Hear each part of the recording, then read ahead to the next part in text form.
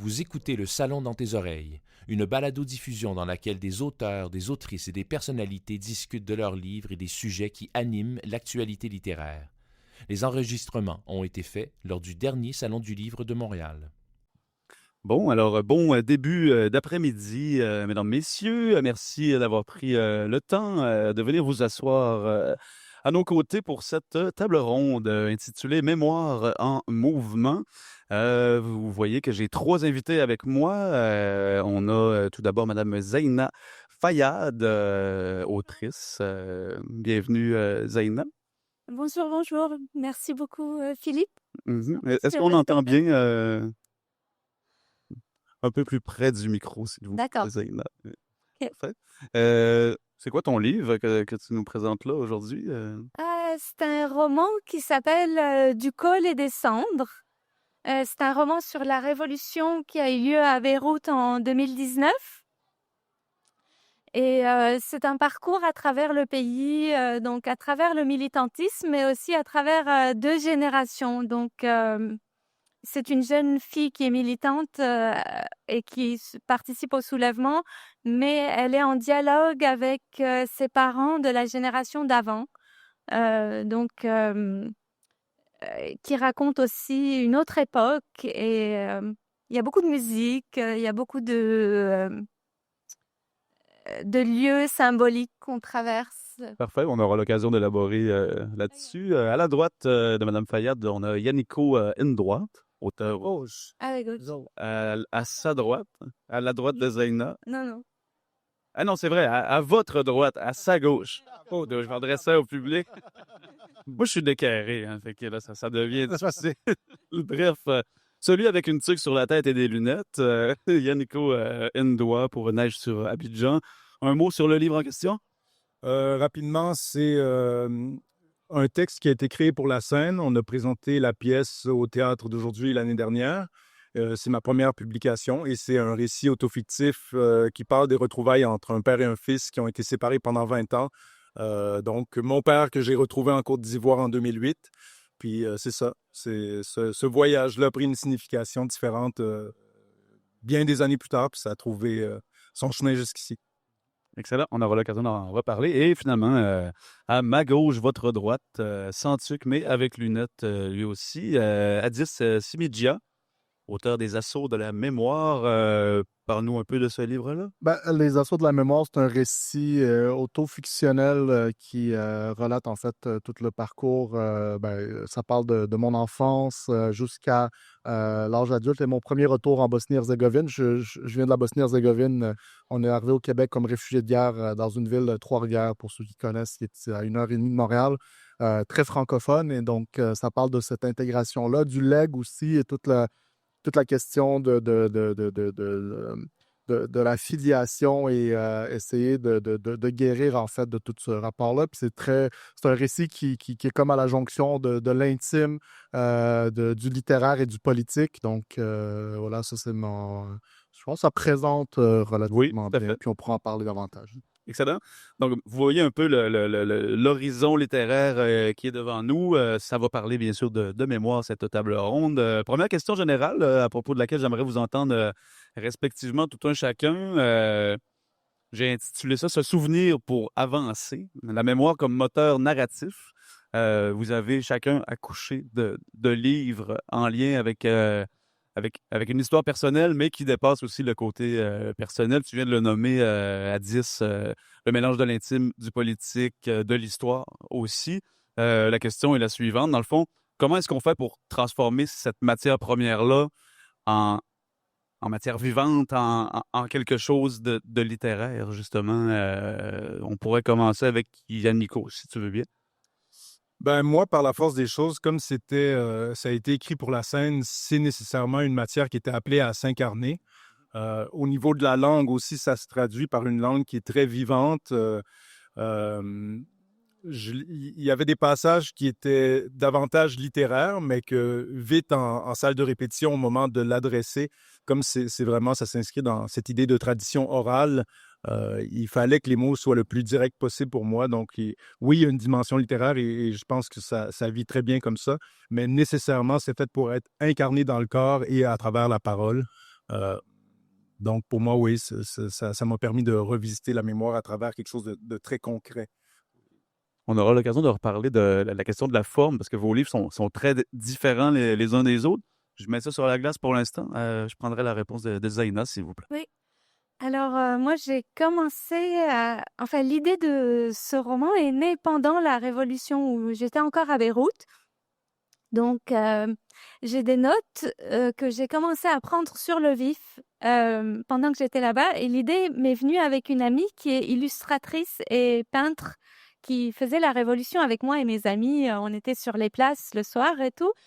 Et en rentrant, on s'est dit, on va écrire quelque chose. Elle voulait l'illustrer. On a gardé quelques-unes des illustrations dans le livre, mais j'ai commencé à prendre des notes. Et c'est quand je suis arrivée au Québec, plusieurs années après, donc en 2022, que le récit a vraiment pris forme parce que j'ai eu l'occasion de le travailler plus en profondeur. Et donc, j'ai eu l'aide du Conseil des arts du Canada. J'ai pris toute une année pour travailler chapitre après chapitre et tout. Et j'aime bien l'idée que le thème de cette table ronde, c'est la mémoire en mouvement parce que il y a un mouvement dans l'écriture et à cause de cette écriture un peu intergénérationnelle, il y a un dialogue. Donc, il y a la mémoire des lieux. On traverse plusieurs espaces. Mais la mère et la fille se répondent à partir de l'espace qui est traversé. Donc, c'est par exemple un monument qui évoque quelque chose à la jeune fille et la mère répond en racontant un épisode qui a eu lieu dans la même place 25 ans avant, disons, ou 20 ans avant. Donc, il y a un aller-retour constant, je trouve, et continu dans la mémoire, et plus qu'un aller-retour, un mouvement perpétuel entre le passé, le présent... et peut-être l'avenir aussi qui est en train de se faire en même temps. Donc, c'est tout ça. C'est très complet comme réponse, merci. Addis? Oui, bon, pour moi,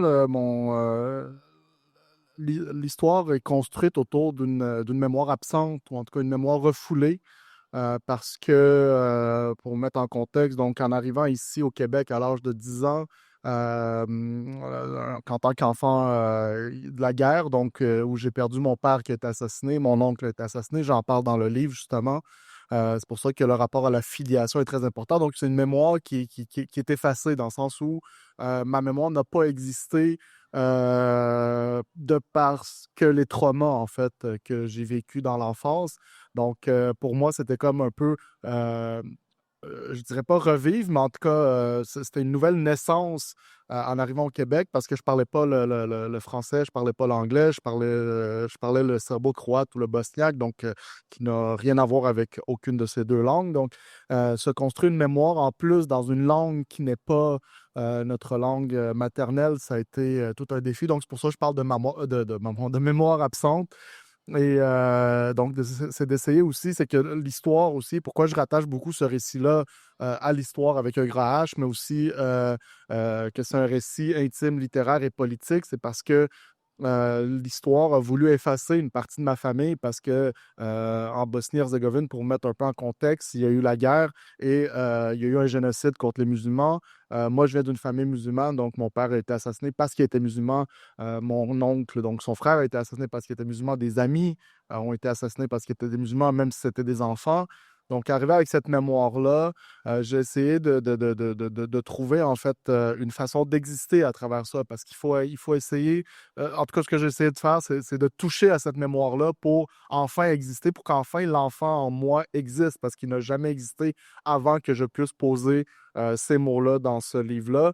Donc, c'est de là que vient cette pulsion de l'écriture, c'est-à-dire de faire exister quelque chose qui a existé, mais qui a été effacé, ou en tout cas qu'on a tenté d'effacer. Je dis souvent que pour moi, l'écriture est un doigt d'honneur à l'histoire parce qu'on a voulu effacer mon père, on a voulu effacer mon oncle, on a voulu effacer des amis. Et moi, ce que je fais, c'est que je les fais revivre dans une langue qui est beaucoup plus universelle que celle dans laquelle on les a tués.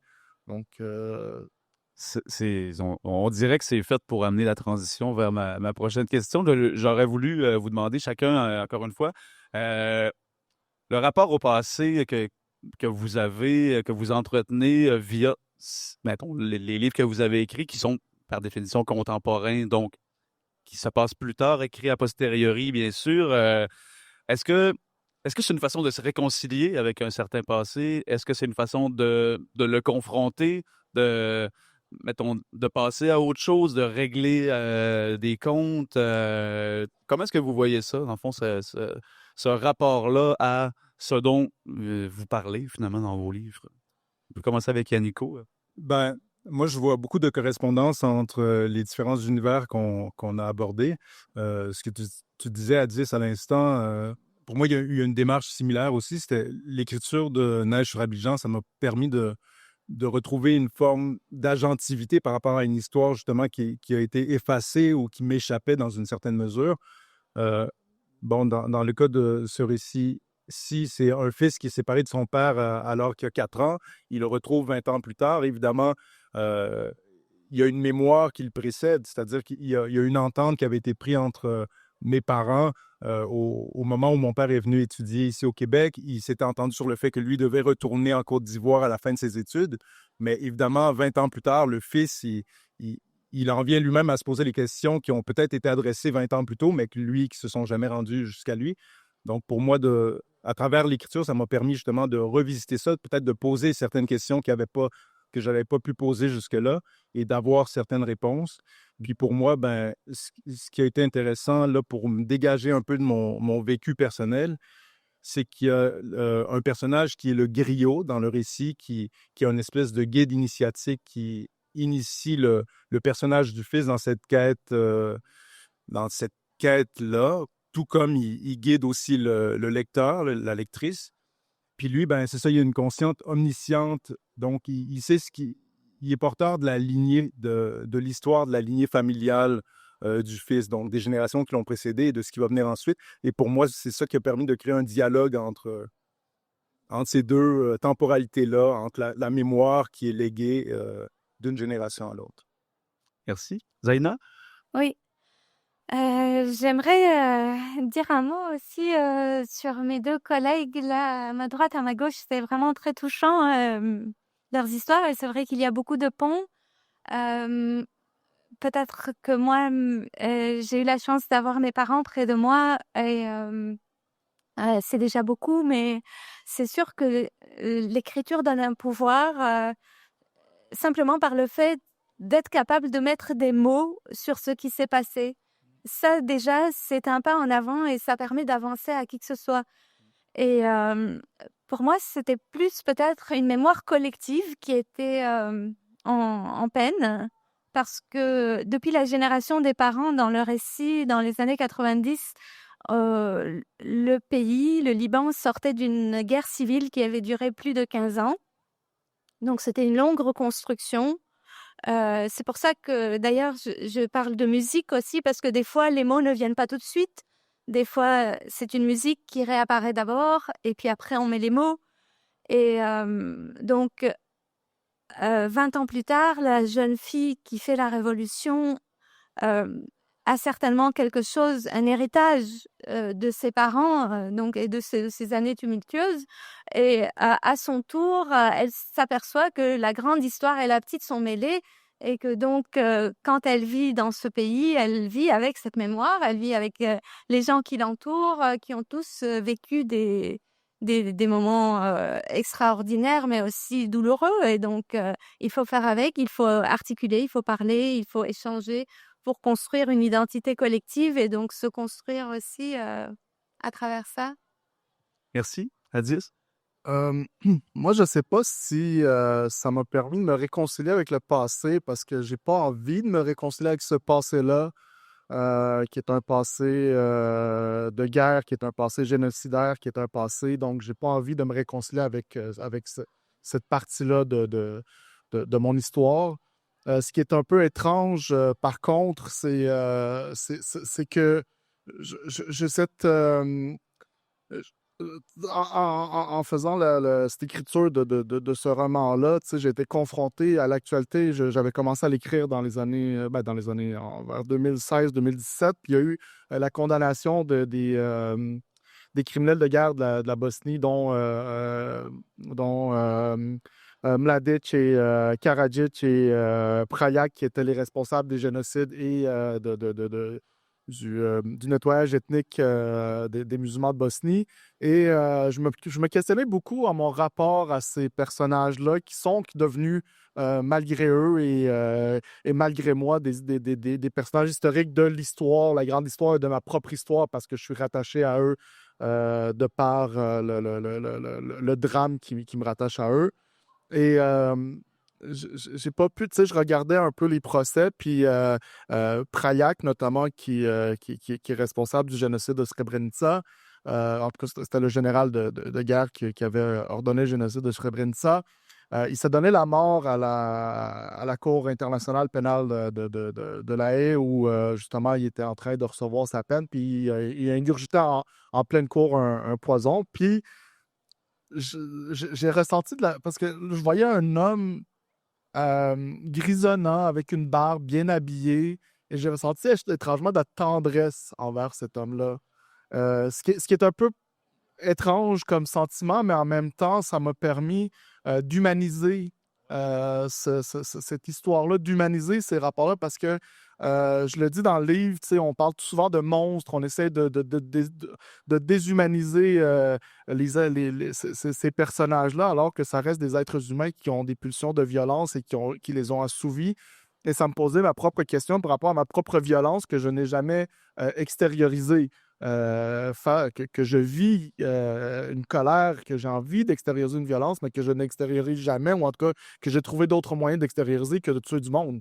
Donc, c'est un peu étrange à dire, mais je pense que c'est tout à fait sain. Donc, de me questionner, est-ce que ça m'a permis de me réconcilier avec le passé? Je ne pense pas, puis j'ai pas envie de me réconcilier avec ce passé-là, mais ça m'a permis au moins de mettre la table sur une existence, c'est-à-dire une existence de l'enfance, d'une période que je n'ai pas connue et que j'ai pu par la suite, grâce justement, en fouillant dans ma mémoire, en questionnant un peu par-ci, par-là, ou en attrapant des discussions par-ci, par-là de ma mère et sa sœur, de mon frère, de ma famille restée en Bosnie, j'ai pu reconstituer une mémoire que finalement j'ai pu vérifier que cette mémoire-là était vraie, en fait, qu'il y avait beaucoup de vrai dans ce que j'ai vécu, parce que quand on me disait, ben, tu as été, détenu dans un centre communautaire pendant la guerre en tant qu'enfant avec ton père, avant qu'il amène ton père pour le tuer, ben, je comprenais pas ce que ça voulait dire.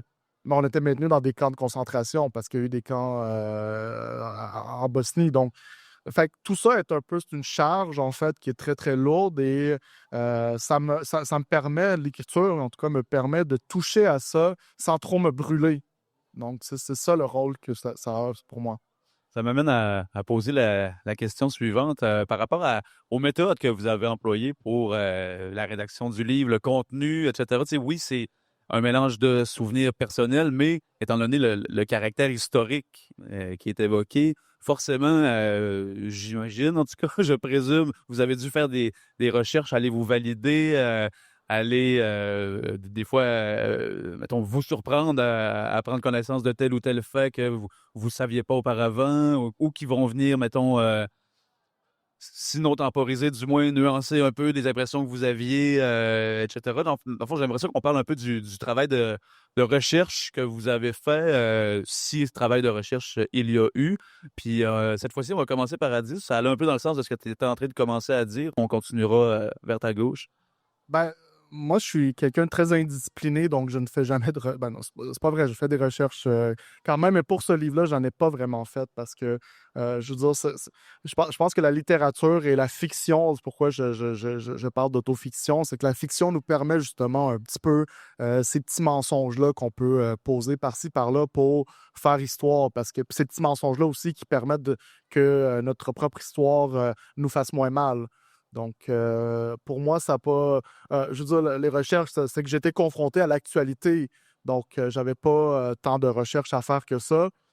Puis, c'est une histoire qui est incarnée. Donc, je parle au jeu, je suis le personnage du livre. Donc, je ne voulais pas que ça devienne quelque chose qui étouffe l'émotion qui peut être vécue par le lecteur ou la lectrice en lisant ce livre-là. On Donc, n'est pas de l'ordre du documentaire, là. non, puis tu sais, on peut être qui on veut dans notre écriture, et c'est ce que j'essaie de faire. Mais finalement, cette écriture-là, ce personnage que j'ai construit, ben, finalement, il colle beaucoup plus à la réalité que ce que je pensais parce que la mémoire refoulée, ben, elle a refait surface. Et moi, en fait, ma recherche consiste en 8 ans de thérapie, là. Je veux dire, je pense que c'est une très bonne recherche qui nous permet d'écrire. Donc, et je m'expose beaucoup. Moi, j'ai fait le pari de la vulnérabilité dans l'écriture, dans ce que je fais, et je fais le pari que ceux et celles qui vont me lire, ceux et celles qui viennent assister aux tables rondes, etc., vont accueillir cette vulnérabilité-là. Ben, sinon, c'est tant pis.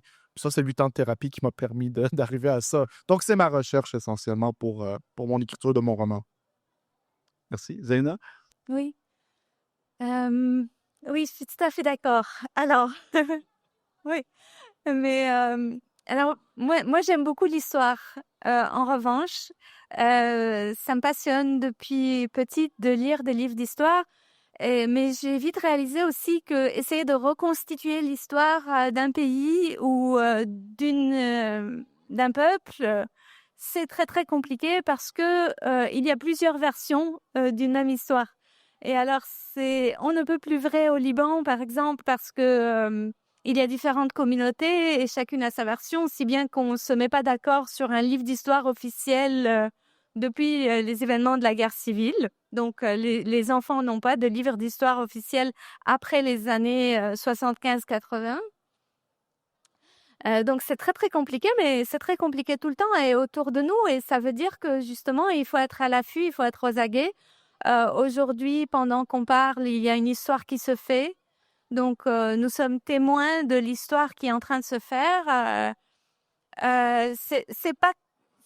C'est pas commun ce qu'on dit quand même. Heureusement, on parle de génocide ici, on parle de choses graves, mais dans l'actualité aujourd'hui, dans le Moyen-Orient, dans ma région, il y a aussi un génocide qui est en train de se faire aux yeux de tous et on n'arrive pas à se mettre d'accord.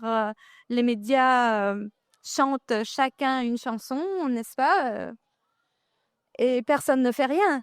Donc, l'histoire, oui, mais il faut être présent aujourd'hui même et déjà faire le compte, rendre des comptes pour ce qu'on vit aujourd'hui, c'est beaucoup. Donc, être témoin, c'est d'abord maintenant enregistrer et parler et dire ce qu'on voit à tout le monde et faire que ça ne part pas dans l'oubli. Toutes ces choses-là, voilà. Merci, Zaina. Yannico? Dans mon cas, ben moi, je peux déjà dire que c'est un récit qui est resté quand même 10 ans dans mes tiroirs avant que j'y retourne puis que je décide d'aller au bout de ce geste d'écriture-là.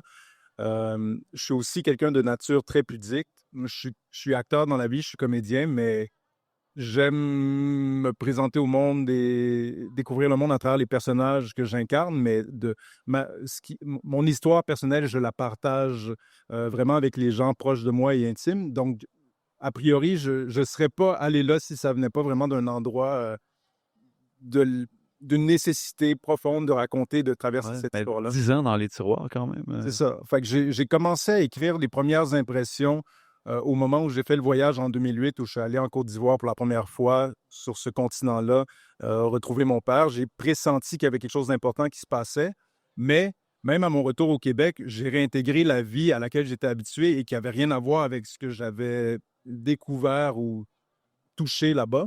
Fait que les gens autour de moi, je ne pouvais pas leur partager vraiment cette expérience-là. Et donc, j'avais écrit des premières impressions pendant mon voyage de ce que j'avais vécu. C'est resté 10 ans dans mes tiroirs avant que j'y retourne. Puis quand j'y suis retourné, ben, c'est parce que 10 ans plus tard, en 2018, mon père est décédé. Donc, ça a donné aussi une lecture différente à cette unique occasion que j'avais eue de passer du temps avec lui 10 ans plus tôt. Et donc, ben, au niveau de la matière, la recherche, c'était aussi ça. C'est le temps qui donnait une autre dimension à ces souvenirs-là. Puis, ben, dans la matière, il y a beaucoup de correspondances réelles. Donc, quand j'ai entamé l'écriture ou la réécriture de la suite de ça, ben, j'ai fouillé dans les correspondances que j'avais eues avec mon père avant même de me rendre en Côte d'Ivoire. Donc, on avait 20 ans de correspondance. Oui, c'est ça. Il y avait une correspondance au moins. Exact, c'est ça. Il y avait ce lien-là qui existait par un échange épistolaire que ma mère avait entretenu entre nous.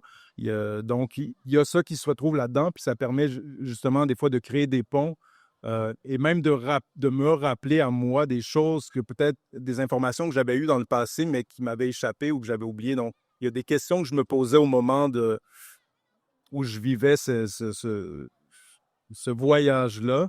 Puis finalement, ben, j'ai trouvé des réponses dans peut-être ce qui m'avait été adressé parfois avant, mais qui m'avait échappé. Ça m'amène à parler de filiation. Vous l'avez tous deux évoqué en début d'entretien, toi aussi un peu à ta façon.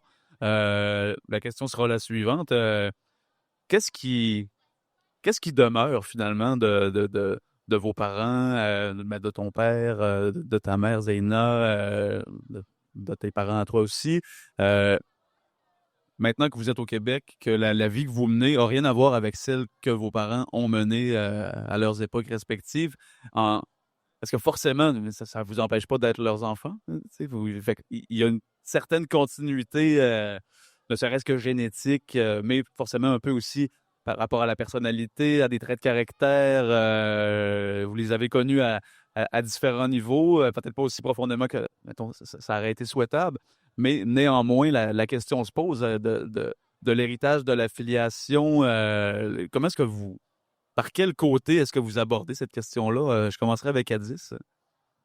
Ben, moi, je pensais que, tu sais, dans mon processus d'intégration au Québec, quand j'étais arrivé comme enfant puis comme adolescent, j'ai essayé beaucoup de m'assimiler. Donc, de complètement effacer mon identité, ma culture bosniaque. Et avec le temps et les années et la crise identitaire qui est arrivée après, ben, je me suis rapproché par la suite et grâce à la littérature beaucoup à ma culture d'origine, ce qui n'a absolument pas empêché l'éclosion de ma culture québécoise aussi et mon affirmation en tant que Québécois. Euh, mais il y a cette idée que, tu sais, il n'y a pas vraiment, tu sais, même s'il y a la mort qui s'impose de... Moi, mon père a été assassiné, j'avais 3 ans, donc, tu sais, le souvenir est beaucoup plus du domaine de l'absence et de l'émotion qu'on peut ressentir que de ce qu'on a pu vivre ensemble.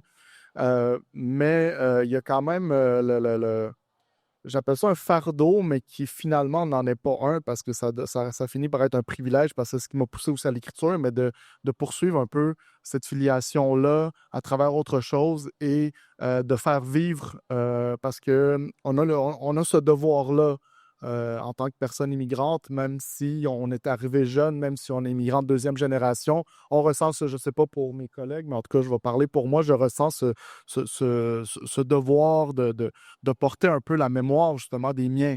Parce que c'est surtout, et j'écris surtout pour les faire vivre, pour qu'ils vivent à mes côtés et pour que je puisse moi-même vivre au travers de tout ça. Donc, il n'y a pas eu de coupure nette avec ce que j'étais et ce que les miens sont. Ça s'inscrit vraiment dans une continuité. Puis, c'est un sentiment qui est toujours un peu étrange parce que je ne sais jamais à qui et à quoi j'appartiens, même si je sais que j'appartiens à quelque chose. Donc, je n'ai pas encore réussi à définir cette chose-là. Et parlant de filiation, moi, j'ai pris la décision, puis là, je rentre dans le très intime, puis mon deuxième roman va parler de ça, parce qu'il se termine, mon roman, par une lettre à mon père que vous lirez. Je ne veux pas vous dévoiler le punch, mais il n'y a pas vraiment de punch, mais bref. Et ça m'a amené à ce questionnement-là sur la filiation, justement. Et moi, j'ai pris la décision à 37 ans que je ne voulais pas d'enfant. Donc, c'est une décision qui me dépasse aussi un peu et qui s'inscrit dans cette histoire-là qui est rattachée à ce passé-là. Mais ça ne m'empêche pas de poursuivre un peu ma filiation à ma manière, donc à travers la littérature.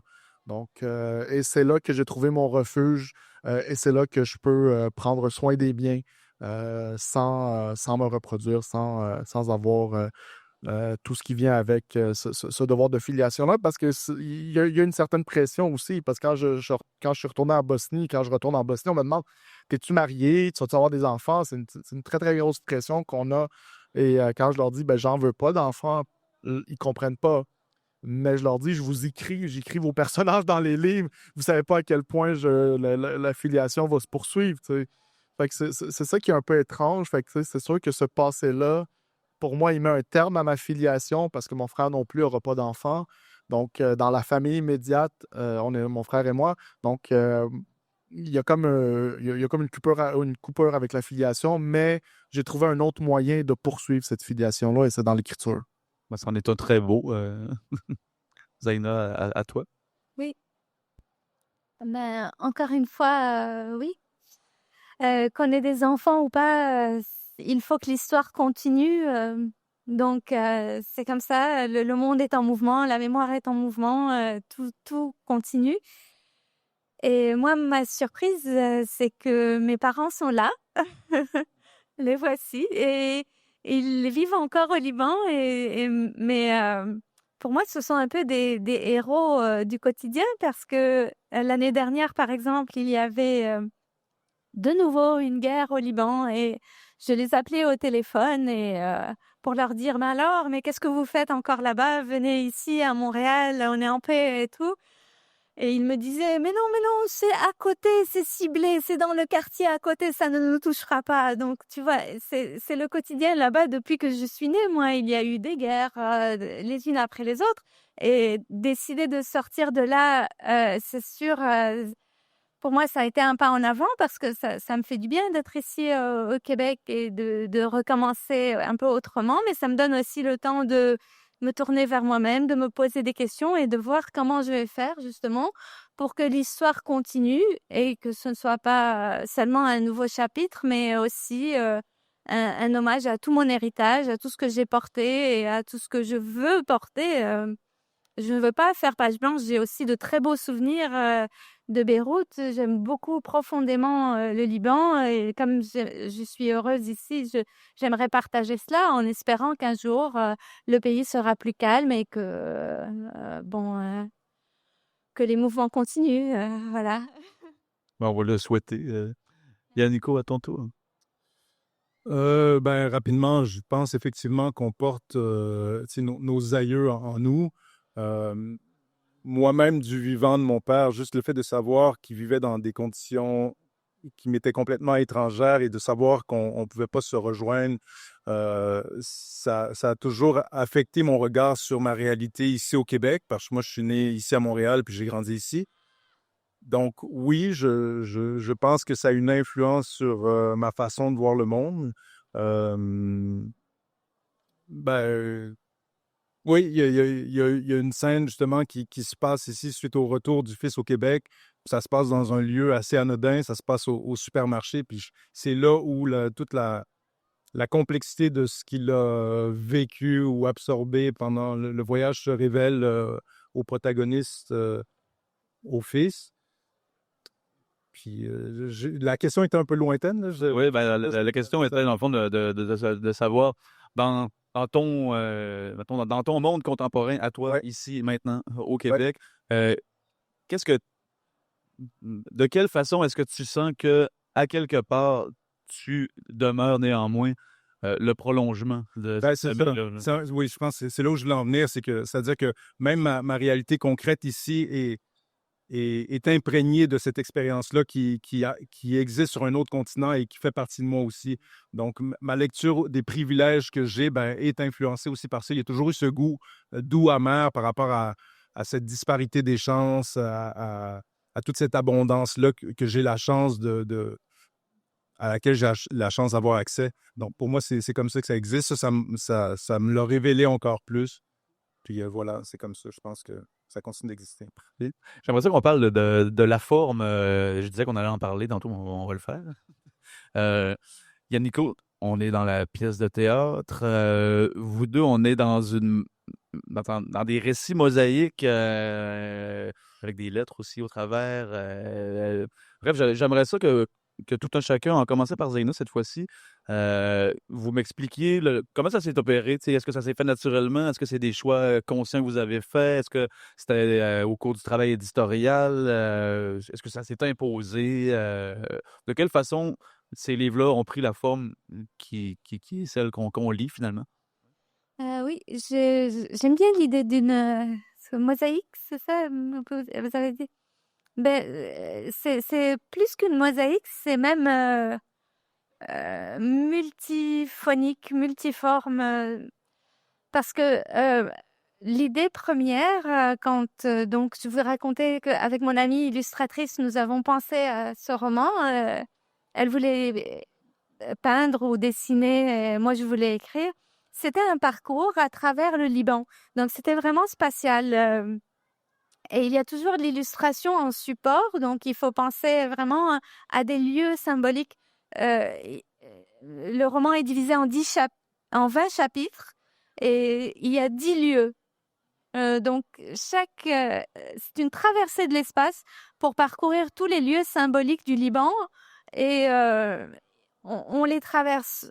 Évidemment, la mosaïque revient à travers les années, sur 2 générations, mais c'est vraiment spatial comme avancée. C'est un repère, l'espace. Moi, ma mémoire est très visuelle. Je vois la scène, je me rappelle d'un lieu et c'est le lieu qui évoque quelque chose. Est-ce qu'on parle davantage de lieux géographiques ou de lieux précis, un café, une rue, un décor finalement? Ah ouais, c'est un peu des deux. Par exemple, un des lieux, ça peut être un monument symbolique qu'on appelle l'œuf, qui est un vestige des années de guerre qui est resté dans Beyrouth, inachevé dans le centre-ville. Ça, c'est la première partie. Et c'est très symbolique, un lieu. Donc, après ça, ça peut être un village dans la montagne, ça peut être un lycée où la jeune et la mère sont passés, ou c'est très différent comme lieu, mais c'est toujours l'espace qui parle et, euh, et ça parle beaucoup. Et encore une fois, c'est peut-être une façon de redire que les mots, c'est vraiment ce qui vient en dernier. Là, il y a le visuel, il y a la musique, il y a tout ça, toutes les impressions, les intuitions, et puis après, enfin, il y a les mots. C'est vraiment un alléluia, là. On peut mettre des mots. Donc, voilà. Donc, ça partait vraiment de lieux qui évoquaient des choses et qui déclenchaient l'écriture, Ouais, finalement. ouais. OK, c'est bon. Ça se passait comment pour toi, Addis? Ben, moi, ce que j'essaie d'écrire, c'est des émotions. Parce que une chose que j'ai découvert en apprenant le français, c'est que c'est la langue qui permet d'exprimer le mieux et le plus d'émotions en mots.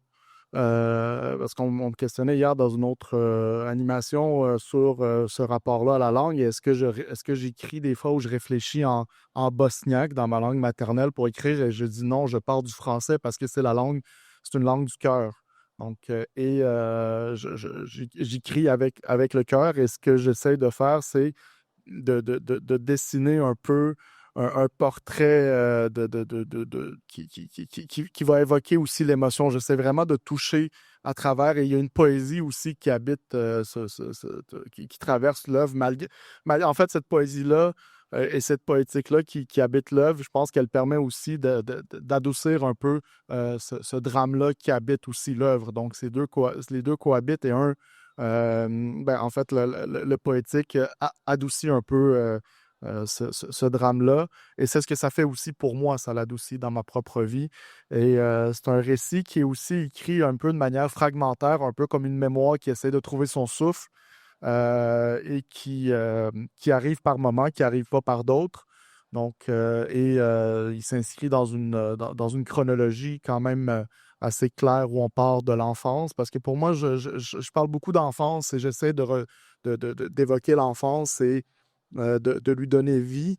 Et c'est divisé en trois parties. Il y a la partie de l'avant-exil, il y a la partie de l'exil et de l'intégration au Québec, et il y a le retour. Donc, qui s'est fait 19 ans après mon arrivée au Québec. Donc, ça a pris 19 ans avant que je retourne en Bosnie pour la première fois. Donc, c'est comme ça que le récit s'est construit, mais il s'est construit quand même de manière relativement naturelle, parce que j'écris beaucoup de manière impulsive. Donc, je n'essaie pas trop de provoquer l'écriture. J'y vais quand je le sens, parce que j'écris beaucoup avec l'émotion, parce que c'est ce que je veux faire ressentir, c'est de l'émotion. C'est comme ça que ça se construit, mon écriture. OK. Yannico, on parlait de 10 ans de tiroir. Oui. Est-ce que c'était déjà des scènes, ou c'était des morceaux de phrases qui demandaient à se faire mettre en forme finalement? C'était effectivement plus des impressions, des descriptions d'événements qui, pour moi, avaient un potentiel révélateur. Mais donc, ça s'écrivait un peu. C'est sûr que ma pratique d'acteur a influencé l'écriture. Fait que ça a d'abord été écrit sous forme de monologue, puis c'était tout raconté dans la perspective du fils. Donc, même la figure du père existait par son absence au départ. Donc, le personnage du père était plutôt une figure inaccessible parce que même s'il se retrouve tôt dans le récit, c'est pas une réconciliation en soi, ou plutôt, c'est pas une résolution en soi. À ce moment-là, il y a encore des non-dits, il y a encore des trucs qui ne sont pas adressés, malgré la proximité. Le peu de temps qui passe ensemble ne permet pas de tout nommer. Donc, éventuellement est venue la figure du père, et c'est comme ça que finalement, j'ai décidé d'intégrer la figure du griot, qui fait que ça permettait un dialogue désormais entre trois personnes, entre le fils, le père, mais aussi ce personnage omniscient qui est une espèce de guide spirituel. Donc, ça a permis de faire exister peut-être des échanges un peu plus larges que ceux qui ont été réellement possibles de façon plus factuelle. Fait que pour moi, il y a ça. Il y a une langue très rythmée qui est influencée par le fait que c'est une parole qui est dynamique aussi. Puis à la toute fin du récit, il y a une autre tonalité qui apparaît. Puis ça, c'est particulier parce que ça a toujours existé, mais c'est lié peut-être à une lecture un peu plus métaphysique de cette expérience-là. Puis ça a été un peu plus long pour moi d'assumer complètement cette écriture-là qui arrive à la toute fin du récit. Puis c'était tellement d'une autre tonalité que quand on a présenté la pièce, je ne l'avais pas appris par cœur. Alors que tout le texte devait être livré, je m'étais dit, ça appartient tellement à un autre univers que ce sera une voix off. Tu sais, ça ne peut pas être incarné par le corps sur scène. Un peu une forme d'épilogue, on pourrait dire. Exact, tout à fait. Une forme d'épilogue dans des considérations plus métaphysiques, spirituelles, plus subtiles. Mais donc, au dernier moment, on a réalisé qu'il fallait que tout soit incarné sur scène, que ça ne marchait pas, cette idée de voix off.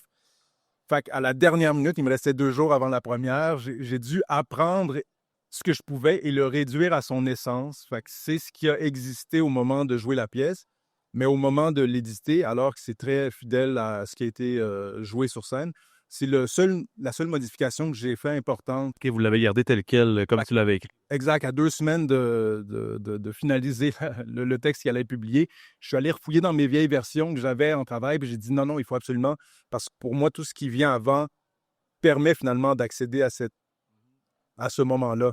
Fait que ça m'a permis aussi, donc, sous cette forme-là, d'aller au bout de ce geste d'écriture-là.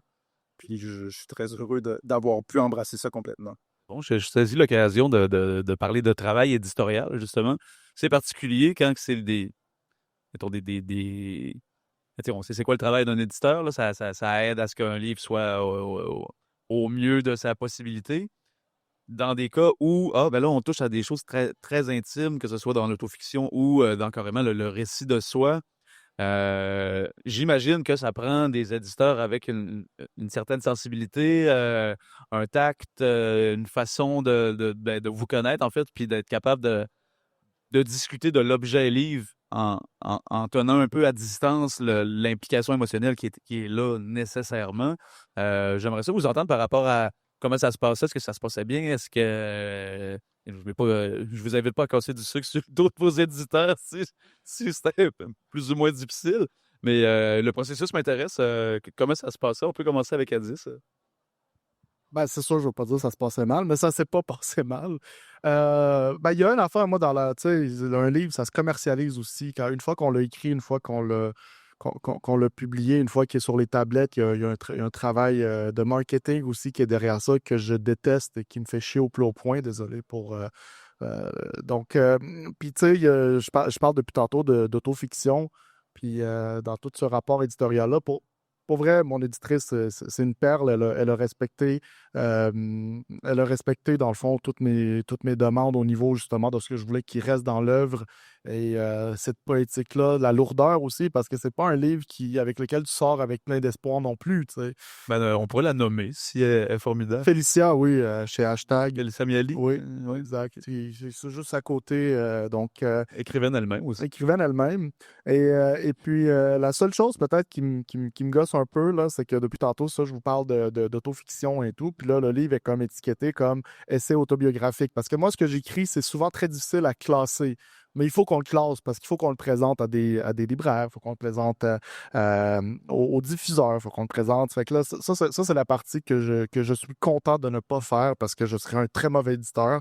Donc, je lève mon chapeau à ce monde-là qui le font. Mais c'est ça, c'est pas j'aime pas l'appellation essai autobiographique parce que pour moi, l'autobiographie, il faut quand même on parlait tantôt de recherche.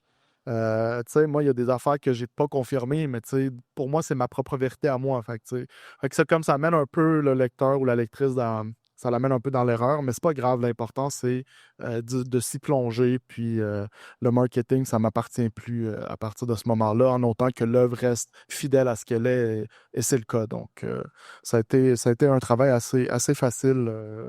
Naturel, on pourrait dire. Oui, naturel, oui. Formidable. Zaina? Oui. Moi, j'ai eu une éditrice formidable aussi qui vraiment croyait en moi depuis le début.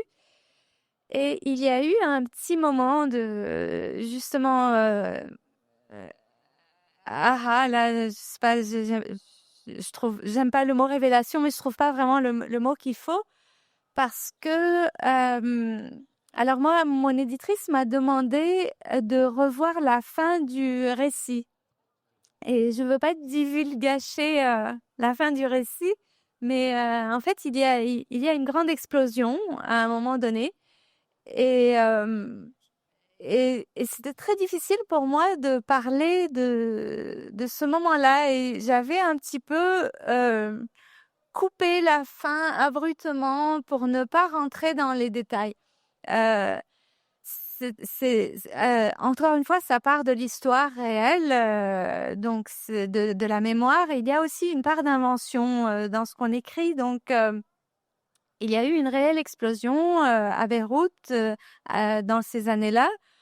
Et j'y ai perdu des amis proches. Et je suis repartie chercher, grâce à mon éditrice, des souvenirs d'une explosion que j'avais vécue aussi également enfant, pour aller chercher les mots et essayer de mettre ça en mots avec beaucoup d'invention parce que donc c'était autre chose, ce n'est pas complètement autobiographique, contrairement à mes deux amis, même si c'est beaucoup inspiré de réalité. Et donc, c'est grâce à mon éditrice qui s'appelle Zoé Soré-Empereur, qui est aussi poétesse, que j'ai pu être redirigée pour pouvoir élaborer cette fin-là du récit. Et ça a transformé, ça a donné beaucoup plus de matière à la fin du récit. Et c'était un très beau travail, vraiment en très bonne complicité entre elle et moi. Non, mais tant mieux. On termine avec la réponse de Yannico. Il va falloir s'arrêter. On a déjà parlé dans notre scientifique. Ben, rapidement, moi, je suis publié chez l'Instant Même et j'ai des super éditeurs. Jean-Marie est présent, donc je peux lui lancer des fleurs. Et Geneviève. Ils ont une collection qui s'appelle l'Instant Scène, donc qui est spécialisée justement dans l'adaptation de pièces de théâtre en roman.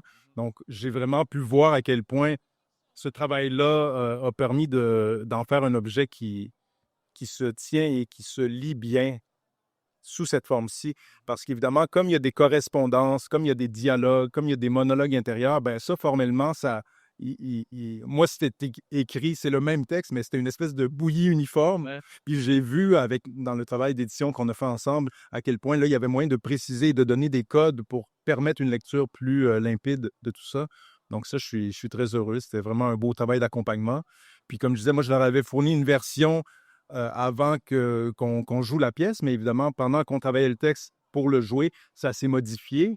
Et ils ont accueilli toutes ces transformations-là. Puis aussi, on a trouvé la façon de rendre cette langue orale-là, parce que oui, à l'oral, on peut dire « qu'est-ce que tu penses de », mais comment on traduit ça pour respecter la prosodie du langage parlé, mais que ce soit lisible et clair. C'était vraiment très chouette. de travailler avec eux. Ben, ça fait plaisir d'entendre que c'était des belles expériences Oui. finalement. Ce sont d'excellents livres que j'ai beaucoup aimé parcourir en vue de cette discussion-là. Faut déjà qu'on s'arrête. J'invite les gens dans le public peut-être à venir les rencontrer. Sont juste là, sont devant vous, sont disponibles. Je présume que vous devez être en dédicace un peu d'ici à la fin du salon. Je terminerai sur ça.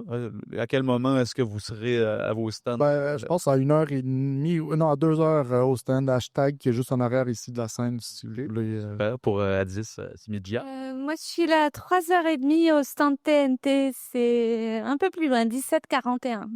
17h41 pour Zaina Fayyad et Yannico. Ben, pour moi, dès 13h30, on est le stand juste de l'autre côté du paravent, l'instant même. Puis c'est ça, je vais être là pour 1 heure aujourd'hui. Puis demain, je reviens aussi en début d'après-midi. Formidable. Je m'appelle Philippe Fortin, libraire. Ce fut un plaisir de vous avoir avec nous. Merci, mesdames, messieurs. Merci.